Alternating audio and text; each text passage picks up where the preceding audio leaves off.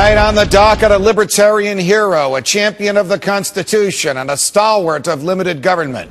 He wants to bring the troops home now and end America's involvement in 5 bloody, expensive, and immoral wars across the globe. He wants an end to the biggest Ponzi schemes in human history, also known as Social Security and Medicare. He wants to repeal Obamacare and get the government out of the healthcare business entirely. He wants the government to live within its means and not borrow one more penny to pay back its bills. He's sick and tired of all the money printed and perpetrated by the Federal Reserve that's literally stealing money right out of your bank account. And he wants to end the Fed. And if this champion of personal freedom were able to persuade Congress and the American people of the virtues of limited government, and that it's the only moral and practical solution for a free people and a free society, guess what your income tax bill would be? 0. And with the added bonus that your children won't be on the hook to pay for unconstitutional and unconscionable government welfare and warfare programs that took place long before they were born. Sounds like a great campaign platform to me. And that's why it's great news to hear that he's formed an exploratory committee to run for the Republican nomination for president in 2012. George Washington once said that liberty, when it begins to take root, is a plant of rapid growth. Our first guest tonight is living proof of that. Here now, Texas Republican Congressman. Who else could I be introducing this way but Ron Paul? Congressman Paul, it's a pleasure. Welcome here. Thank you, Judge. Good to be here. How bad are things in America today? Very bad. Probably worse than they have been maybe ever. Even though you can look at wartime, Civil War and World War II, very bad. I think financially, we're facing a situation where the foundations were more eroded than ever before because we came out of the Depression, we came out of the war. But today, it's going to be a lot riskier trying to come out of the mess that we are in the middle of right now because we're on the verge of destroying our dollar, and that's a big, big issue. How did we get there? How did it happen that parties that were supposed to check and balance each other agree on all of these big government, unsound money, we don't need gold, we can print all the cash we want issues, and only now have some of them come to realize the problems that they've caused us, the pit into which they have put us? I think they thought there was a free lunch, that you could do it, and we were so wealthy that we could get away that for a long time. So people who were in need would go to the politician, and the politician would win votes by saying we can take care of you, and the system tolerated it. But then we became a nation that was concentrating on the material benefits of a free society and forgot about the free society. And we finally got to this point where through the monetary system and the financial system that we had, where we literally exported our productive capacity. So we don't produce anymore, and we depend on debt and borrowing and the fact that we have the reserve currency of the world. So we need more concentration on the principles of liberty and less narrow concentration on the benefits. Yes, the benefits are good, and we want those benefits, but if you concentrate only on the benefits and not on the principles, you'll lose it.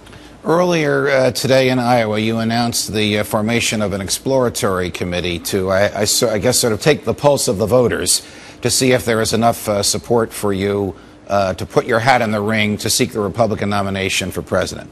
I think you will seek the nomination, and I think you'll make an unbelievable run of it. So forgive me if I'm being a little presumptuous in this question. Why do you want to be president of the United States? Well, it's a pretty good question because there are days when I'm not sure that's exactly what I want in my life. Because I've said seriously, even though it might sound a little bit different than the others, actually I want to be president, not for the things I want to do, for the things I don't think we should do. Because I don't want to be a president that continues the policing of the world. I don't want to be a president that wants to run your life. And I don't want to be a president that's in charge of the economy. So in a way, it's a negative reason to be president, and that is to influence the society to accept responsibility and show that a president and the executive branch of government shouldn't be king. We don't need a president that is king, and I think that's my main goal, is to show that liberty works and big government doesn't, so therefore I would want to have less power, not more power. The Constitution says that only the Congress can declare war. But presidents, not just this president, virtually all of his predecessors, at least in the post-World War II era, have acted as if they are kings or maybe princes by taking military into harm's way without seeking the permission of the Congress. How bad is that? How wrong is that for contemporary peoples and for the future when the Congress lets the president get away with that? Yeah, and I like the way you put it. Why does the Congress let them do that? How did we get here? Why did we give up, the Congress give up their prerogatives, their responsibilities? That probably would baffle the founders, because I think they on purposely designed a system where the Congress would be superior to the other branches, yet now we're the most inferior branch. Government's going to continue, with us, without us, even if we're not there. So it is astounding, but it's just carelessness. But in a way, indirectly, it's with the people, too. The people tolerate the congressmen who ignore the Constitution, right, and just let things go by. So we have drifted a long way away from the intent of the Congress to an intent of the Constitution to make Congress supreme in declaring when we send young people off to die. And this is both a big geopolitical event, but it's also a big financial event when we allow presidents to do this. I want to go through some specific issues, Congressman Paul, on which you've expressed an opinion with which our viewers may be familiar or may not be familiar. Issues that I think people would want to know where you stand as you seek the Republican nomination for the presidency. Same issues that I've asked others with whom I think you will soon be competing. And if your answers were short, we could get through almost all of these, because time in this business is always limited. Abortion. I am pro-life. I think the federal government should be out of it, and when it becomes very, very complicated, it should be handled by state law. Abolishing certain departments of the federal government, like housing and urban development, energy, agriculture, commerce. Do we need all of that? No, we don't. That's part of the problem, why we're in a bankruptcy. So we shouldn't have those. We could get rid of 6 or 8, and I think the country and the world would be better off, and we would be a wealthy nation for it. Does the federal government have any constitutional or moral role in education?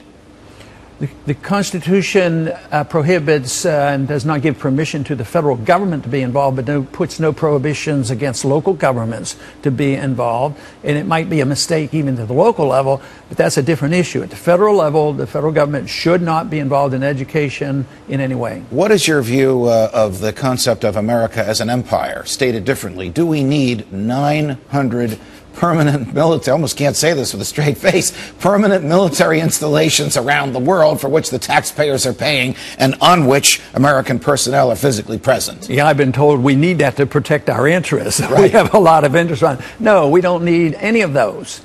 We need to bring them home.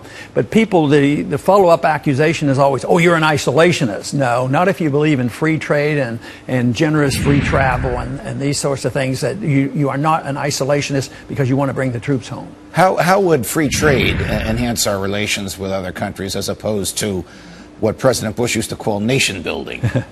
Well, the free trade, and the founders talked about this. They believed that if you traded with people, you were less likely to fight with them. And I think a good example would be Vietnam. We fought for 20 years. The French and Americans lost a lot of lives. And then all of a sudden we lose, we come home, and now we trade with them. And we don't think about killing the Vietnamese. China right now, hopefully it continues, since we've opened up trade and commerce with China, we're both better off. So I think it's a very good example. And I think dictators are undermined by having access to our goods and services. And they're more likely to fail if we did have free trade. Certainly, that's the lesson of the collapse of the Soviet Union. A couple of more specifics. Gay marriage. Does the federal government or the President of the United States have any role to play in that? No, they should not. As a matter of fact, in my book, I do talk about marriage. I consider marriage very, very important. But I think the state should be out of it. And I would urge all states, I would think all governments should be out of the business of dictating what the definition of marriage is. And that doesn't mean I have to endorse somebody else's opinion, but I shouldn't have others impose their views on me, and I won't impose my views on them. So I think the federal government at least should be out of the business, as well as all state governments. Guantanamo Bay, should we have a prison camp there? Should people be tried there? Or should we not have the prison camp there? And should people who've harmed us be tried in the ordinary courts for breaking the laws that they apparently have broken. Our law and international law still says terrorism is a crime. It's not an act of war. We're not in a true war. And so we shouldn't have military tribunals or secret military prisons where people are tortured and all kinds of things. We shouldn't have those. I mean, the attempted bombing of the towers early in the 90s, we tried those individuals and put them away. I understand there's over 300 people have been tried in our courts who have been associated with terrorism. Yes. Why give up our sacred privilege of being tried fairly in a court? That people ought to think about it. Is this the way I want to be treated if somebody charges me with a crime? No, we shouldn't have courts and prisons in Guantanamo done in secret. What should we do about the Patriot Act? Repeal it.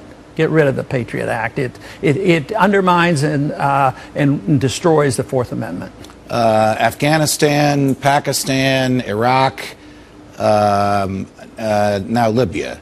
So should we have troops there? No, I'd just come home. That's one thing a president could do. He has control. He has authority on the troops. So a president can maneuver the troops. And I guess that's how Obama and other presidents just say, well, we'll move the troops in, as he has, perpetuated our involvement in Libya. So no, we should come home.